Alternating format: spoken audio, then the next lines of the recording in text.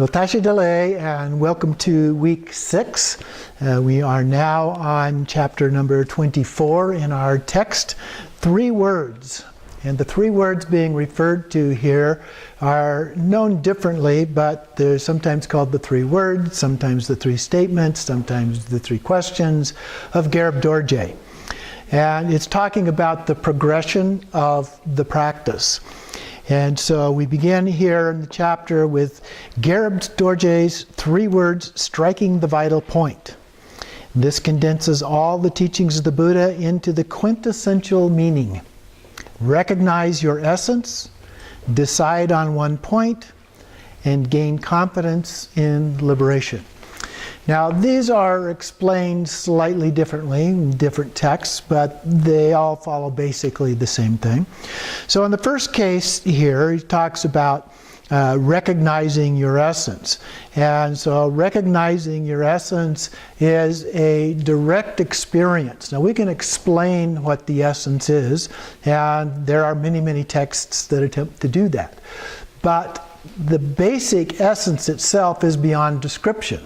So what we're describing is not the real thing. It's an approximation of the real thing. And so the basic idea is that when you do the pointing out instructions, which we'll do later when we get to the Trekcho section, the instructions on that are a conceptual idea of what it is.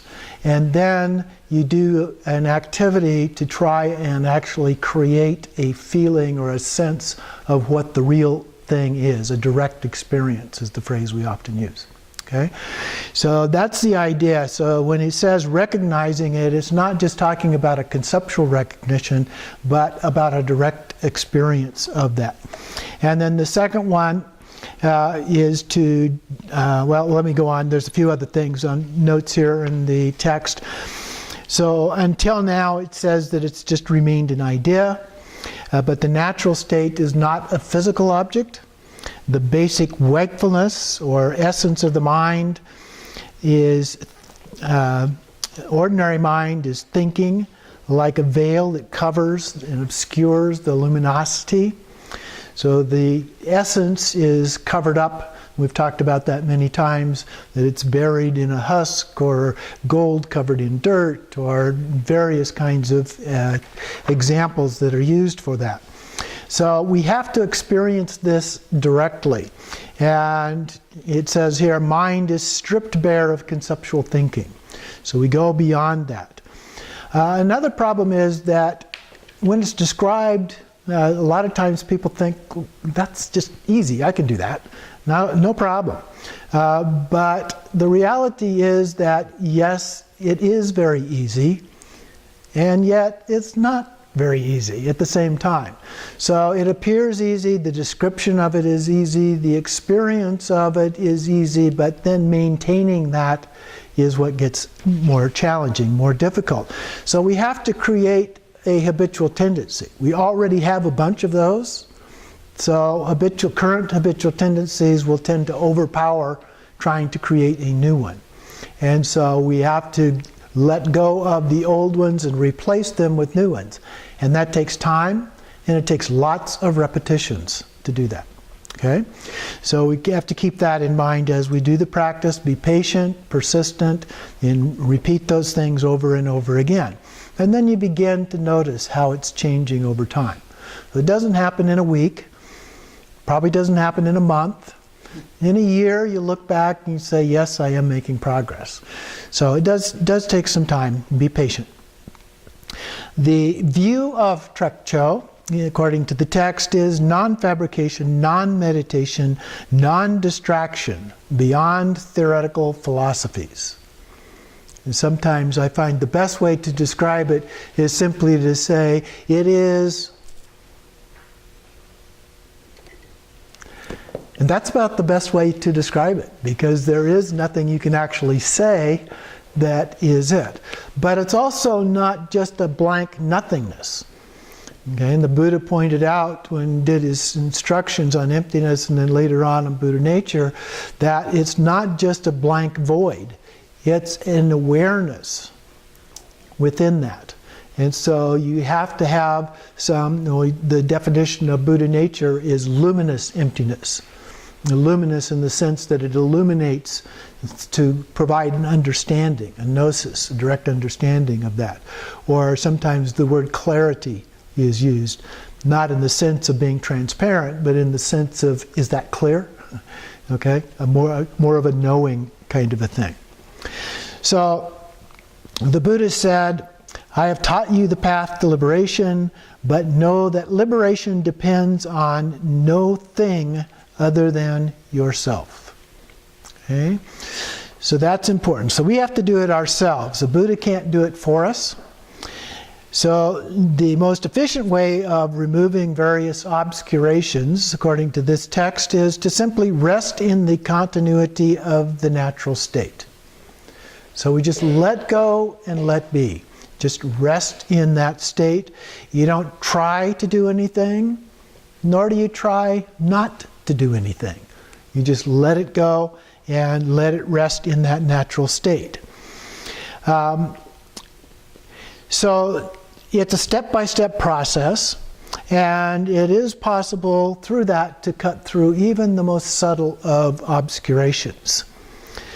So our actions help create habitual tendencies. We know that, the definition of karma. Karma refers to actions. Our actions over time then create stronger and stronger activities, much like habituation does. And so when we realize the nature as it is, then the three poisons that are created through some of these actions disappear. The negative thought patterns begin to disappear and diminish, and then the view becomes easier and easier. We're able to sustain it longer and longer periods of time, and so forth. So when our mind is relaxed, we feel free and easy and everything is beautiful. But when our mind is agitated and disturbed, everything feels wrong. So it's better to just rest in the natural state, but we have to decide to do that. And so in the three statements of Garib Dorje here, the first one is making the choice. It's always a choice. Okay? And so we make that conscious choice to follow that. He mentions in here that it is empty but not blank. It is aware. It's the unity of emptiness and awareness. Sometimes we just talk about awareness emptiness. We've talked about different kinds of emptiness in other classes, but this one is awareness emptiness. So we recognize that we must be totally free from any doubt about it. And so that is the gaining confidence part of these three statements. Over time, we gradually stabilize it. We become more and more confident in that and gain confidence in the liberation.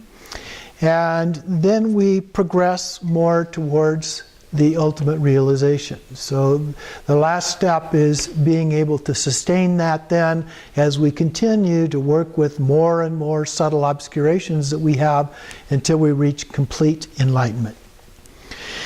So he says, for the practitioner who has confidence in the view, he's talking, in this case, talking about in the dying process. So if you don't achieve liberation in this lifetime, at the time of death, you also have an opportunity to do that.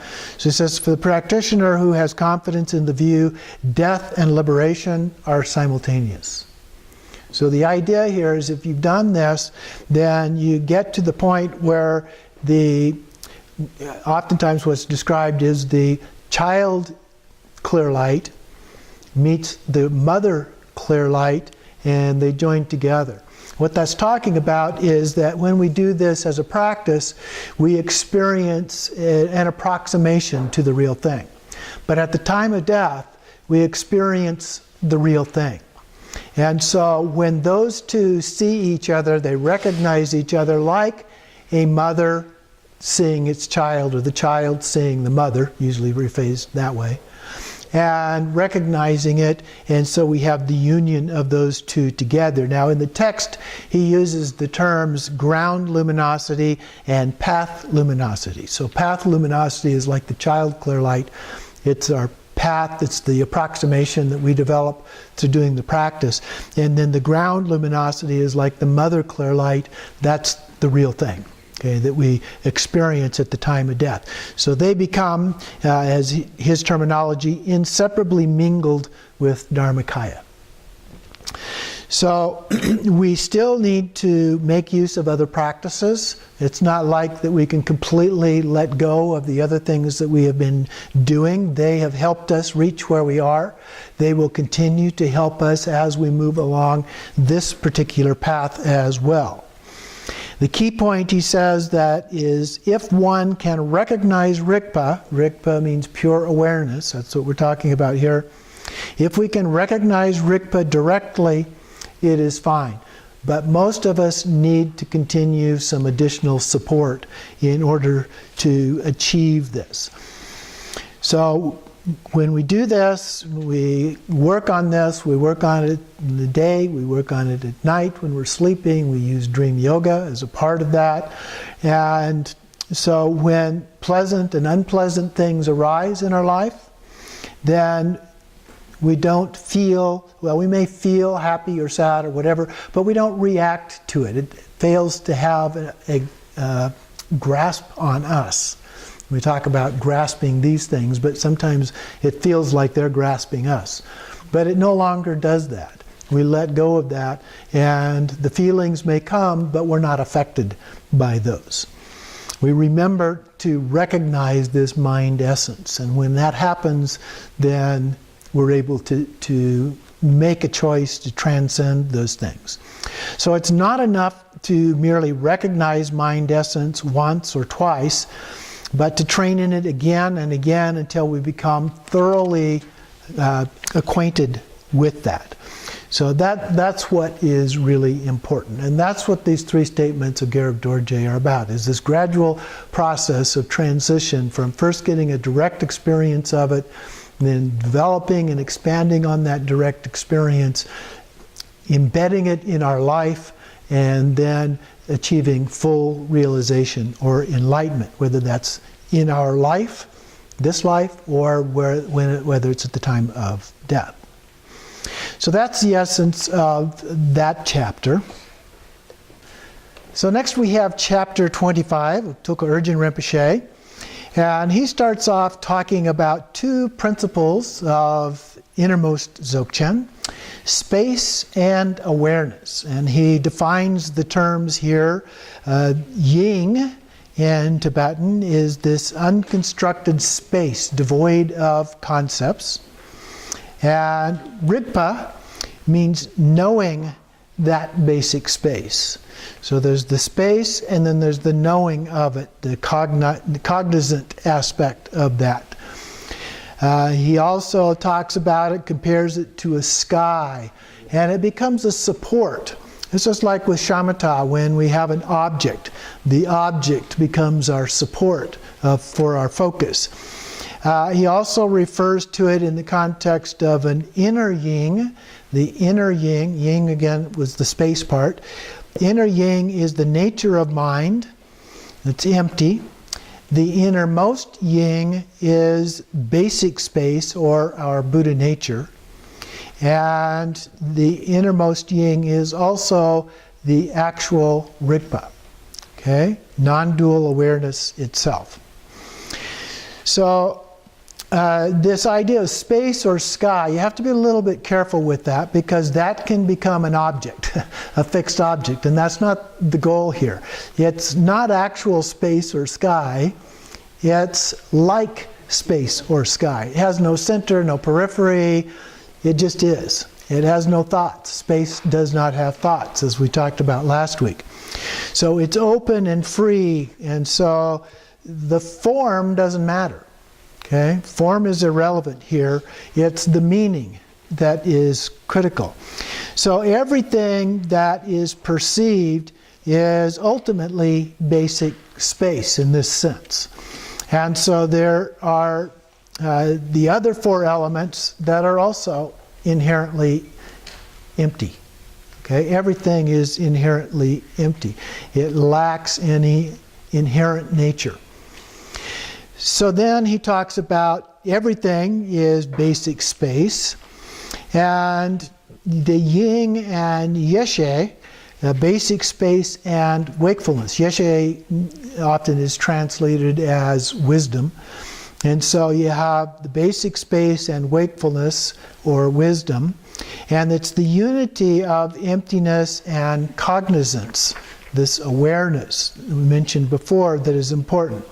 So the cognizant quality, he says, is rigpa, the awareness. And then we have the emptiness. Okay? So the awareness, emptiness together is what we're talking about here. Sometimes this is called samattabhadra. The samattabhadra we sometimes think of as a being, as if he is an entity, but he's not. Okay? He is simply awareness, emptiness itself. Okay? None other than that. So the basic space and awareness and wakefulness are primordially an indivisible unity. It cannot be separated, just the way water and wetness cannot be separated, or flame and heat cannot be separated. So sugar and sweetness cannot be separated. So there's all kinds of metaphors that we could think of here to illustrate the idea of oneness. So just different characteristics of the same thing. And so when we do the practice, we focus our eyes upward towards space is the traditional way to do that. Usually in Dzogchen we look straight ahead, which works great if you're up on a hillside somewhere or a mountaintop somewhere. You can look straight ahead and see the sky. But if you want to see the sky most places, you do have to look upward. My only caution about that when you're doing that is don't look too hard up, really hard up, because your eyes will get really, really tired fast by doing that. So look comfortably up. If you're not outside, in the position I'm in right at the current moment, I can see out of a window up here by looking up just a little bit, and I can see the sky. That can work for you too if you don't have outdoor access at any particular time. And even if you're completely enclosed with no windows, you can still look up at a blank space on a wall or something like that, and then just don't focus on the wall, but just look in that direction and focus on the empty space that's between you and the wall without making it a thing. Again, there's that little tricky space that you get into in doing that. But that's the traditional way to do that. And then just leave that empty mind in rigpa, pure awareness, free of fixation on anything whatsoever. So like I mentioned, space has no center, no edge, it's all pervasive. It's rigpa. That's what it is in that sense. So he talks about going to the top of a mountain. That's the best thing to do. We don't always have the opportunity to do that, because from there you can even see the sky looking down somewhat, if you're up high enough. But he then goes on to go back to the Prajnaparamita Heart Sutra and talks a little bit about that. So form is emptiness. It's empty of any inherent existence. Emptiness is form. Form is emptiness. So it goes beyond our conceptual understanding of these things. All form lacks inherent existence. Therefore, all form is emptiness. In order to have the lack of inherent existence, you have to have form. Okay? So yeah, the two are interrelated. You can't have one without the other by definition. Okay? So it has to be that way. Another statement that's often used is sense objects are mere perception and therefore do not have any concrete existence. The sense objects as perceptions are basically an illusion. We see them, we perceive them, they look like they're out here, but the experience of them is going on in our mind. Okay? And that's the important part there, that we are aware that it's going on in our mind. So, perceiving mind is beyond arising, dwelling, ceasing, and so forth is not about it being something. Okay? We have to transcend the idea of it as some kind of a thing.